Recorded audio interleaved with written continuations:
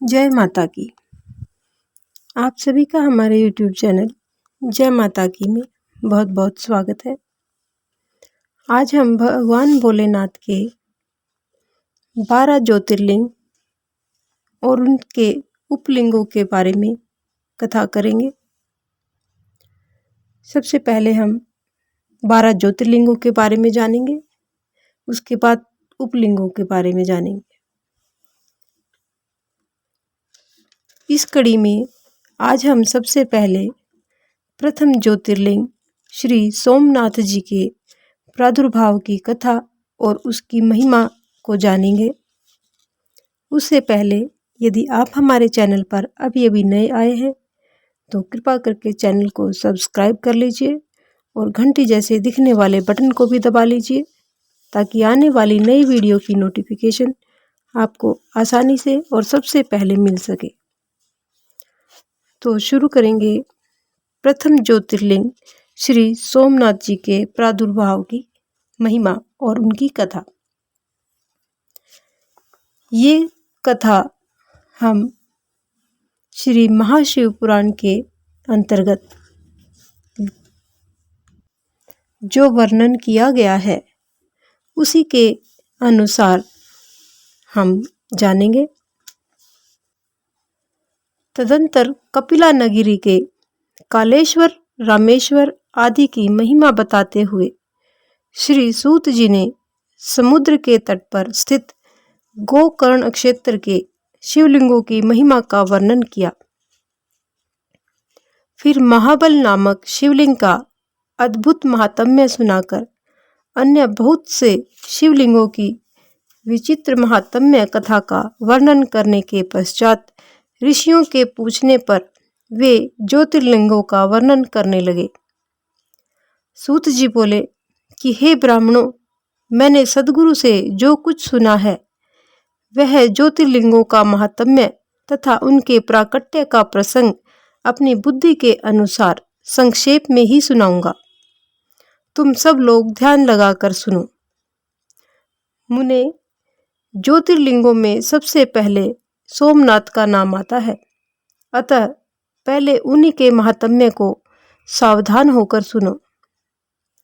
मुनीश्वरों, महामना प्रजापति दक्ष ने अपनी अश्विनी आदि 27 कन्याओं का विवाह चंद्रमा के साथ किया था।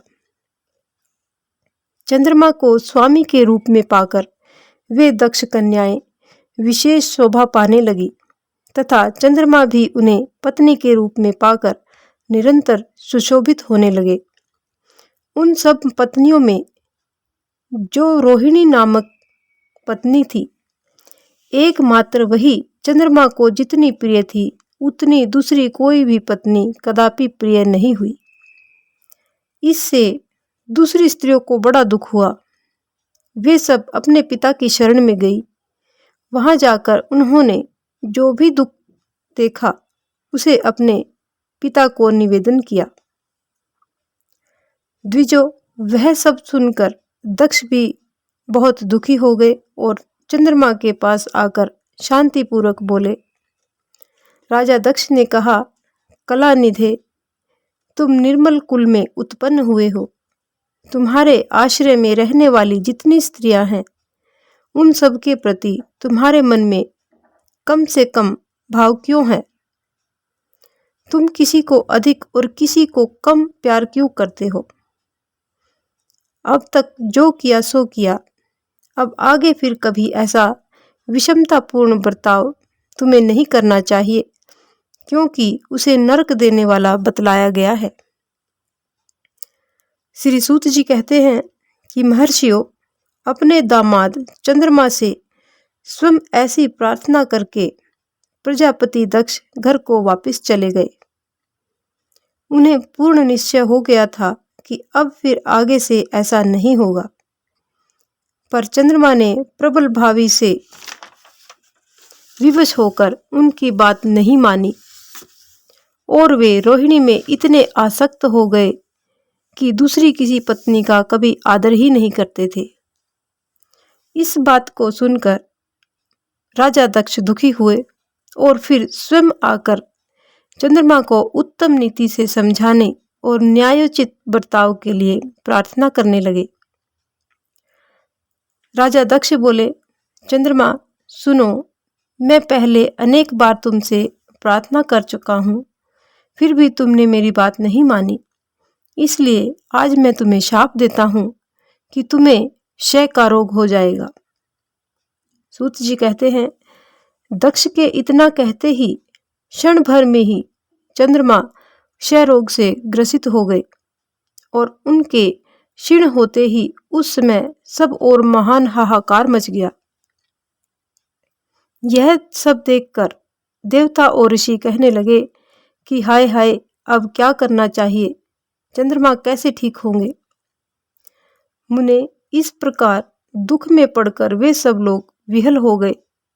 चंद्रमा ने इंद्र आदि सब देवताओं तथा ऋषियों को अपनी अवस्था सूचित की।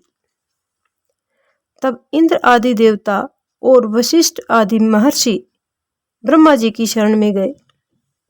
उनकी बातें सुनकर ब्रह्मा जी ने कहा कि हे देवताओं, जो हुआ सो हुआ, अब वह निश्चय ही पलट नहीं सकता। अतः उसके निवारण के लिए मैं तुम्हें एक उत्तम उपाय बतलाता हूँ, आदर पूर्वक सुनो। चंद्रमा देवताओं के साथ प्रभास नामक शुभ क्षेत्र में जाएं और वहां मृत्युंजय मंत्र का विधि पूर्वक अनुष्ठान करते हुए भगवान शिव की आराधना करें। अपने सामने शिवलिंग की स्थापना करके वहां चंद्रदेव नित्य तपस्या करें। इससे प्रसन्न होकर शिव उन्हें क्षय रहित कर देंगे। तब देवताओं तथा ऋषियों के कहने से ब्रह्मा जी की आज्ञा के अनुसार चंद्रमा ने वहां 6 महीने तक निरंतर तपस्या की। मृत्युंजय मंत्र से भगवान वृषभध्वज का पूजन किया गया। 10 करोड़ मंत्र का जप और मृत्युंजय का ध्यान करते हुए चंद्रमा वहां स्थित चित होकर लगातार खड़े रहे। उन्हें तपस्या करते हुए देख भक्त वत्सल भगवान शंकर प्रसन्न हो गए और उनके सामने प्रकट हो गए और अपने भक्त चंद्रमा से बोले। शंकर जी ने कहा, चंद्रदेव, तुम्हारा कल्याण हो। तुम्हारे मन में जो भी अभिष्ट हो वह वर मांगो।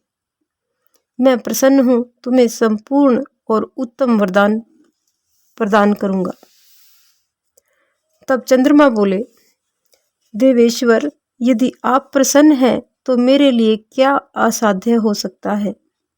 तथापि प्रभु शंकर, आप मेरे शरीर के इस क्षय रोग का निवारण कीजिए। मुझसे जो अपराध बन गया हो उसे क्षमा कीजिए प्रभु। इस पर भगवान भोलेनाथ ने कहा कि चंद्रदेव, एक पक्ष में प्रतिदिन तुम्हारी कला क्षीण हो और दूसरे पक्ष में फिर वह निरंतर बढ़ती रहे। तदंतर चंद्रमा ने भक्ति भाव से भगवान शंकर की स्तुति की। इससे पहले निराकार होते हुए भी वे भगवान शिव फिर साकार हो गए। देवताओं पर प्रसन्न हो उस क्षेत्र के महात्म्य को बढ़ाने तथा चंद्रमा के यश का विस्तार करने के लिए भगवान शंकर उन्हीं के नाम पर यहाँ सोमेश्वर कहलाए और सोमनाथ के नाम से तीनों लोकों में विख्यात हुए। ब्राह्मणों, सोमनाथ का पूजन करने से वे उपासक के क्षय तथा कोढ़ आदि रोगों का नाश कर देते हैं। ये चंद्रमा धन्य है, कृतकृत्य हैं, जिनके नाम से तीनों लोकों के स्वामी साक्षात भगवान शंकर भूतल को पवित्र करते हुए प्रभास क्षेत्र में विद्यमान है। वही संपूर्ण देवताओं के सोम कुंड की भी स्थापना की गई, जिसमें शिव और ब्रह्मा जी का सदा निवास माना जाता है। चंद्रकुंड इस भूतल पर पापनाशन तीर्थ के रूप में प्रसिद्ध है। जो मनुष्य उसमें स्नान करता है वह सब पापों से मुक्ति को पा जाता है। क्षय आदि जो असाध्य रोग उन्हें हैं, वे सब इस कुंड में 6 मास तक स्नान करने मात्र से ही नष्ट हो जाते हैं। मनुष्य जिस फल के उद्देश्य से इस उत्तम तीर्थ का सेवन करता है, उस फल को सर्वथा प्राप्त कर लेता है, इसमें बिल्कुल भी संशय नहीं है। चंद्रमा निरोग होकर अपना पुराना कार्य संभालने लगे। इस प्रकार मैंने सोमनाथ की उत्पत्ति का सारा प्रसंग सुना दिया है। तो हे मुनीश्वरों, इस पर सोमेश्वर लिंग का प्रादुर्भाव हुआ।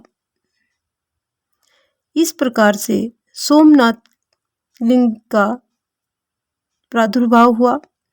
जो मनुष्य सोमनाथ के प्रादुर्भाव की इस कथा को सुनता अथवा दूसरों को सुनाता है, वह संपूर्ण अभिष्ट को पाता है और सब पापों से मुक्त हो जाता है। इस प्रकार ये हमारी भगवान भोलेनाथ के प्रथम अवतार श्री सोमनाथ की कथा और उनकी महिमा की कथा यहीं पर संपन्न होती है।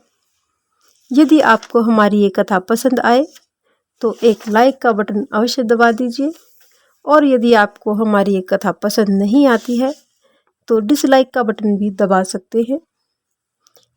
इस प्रकार की और भी अन्य धार्मिक रोचक कथा कहानियों को सुनने व जानने के लिए हमारे चैनल को लाइक करें, सब्सक्राइब करें और अपने मित्रों और प्रियजनों में आगे भी शेयर करते रहें। जय माता की।